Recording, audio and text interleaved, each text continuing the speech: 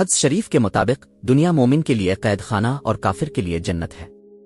ایک مومن کی زندگی طرح طرح کی دنیاوی داؤ پیچ کا شکار رہتی ہے، جس سے ایک مومن بظاہر تکلیف میں دکھائی دیتا ہے، لیکن حق تعالیٰ سے مضبوط تعلق کی بدولت اسے قلبی سکون کی دولت بھی میسر رہتی ہے۔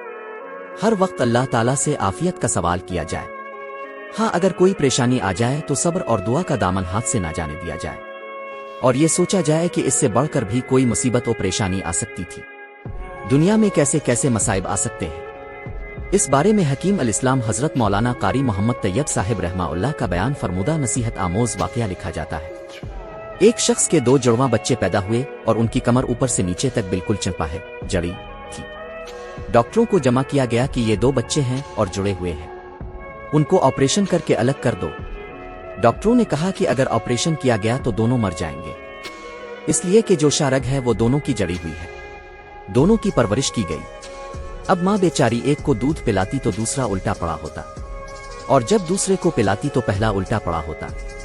غرض وہ اسی طرح دونوں کو پالتی رہی، یہاں تک کہ بچے 5-6 برس کے ہو گئے۔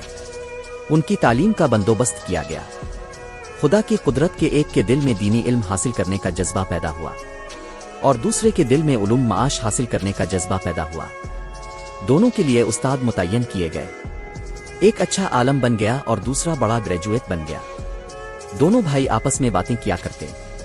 جو بھائی دنیاوی مزاج کا تھا وہ کہتا کہ ہم سے زیادہ کوئی مصیبت میں نہیں ہے، کیونکہ یہ ہر وقت کی مصیبت ہے۔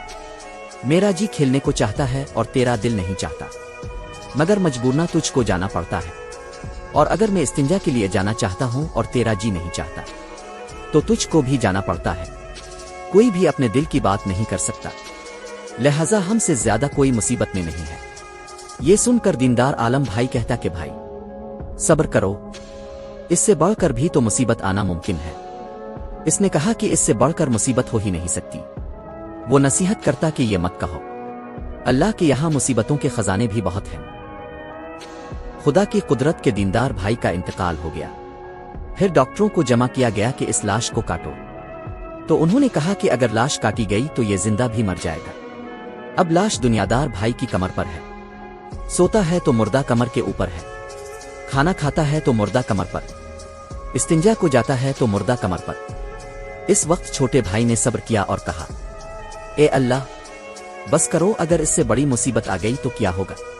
معلوم ہوا کہ بھائی صحیح کہتا تھا، وہ مصیبت لاکھ درجہ بہتر تھی جب کہ بھائی زندہ تھا۔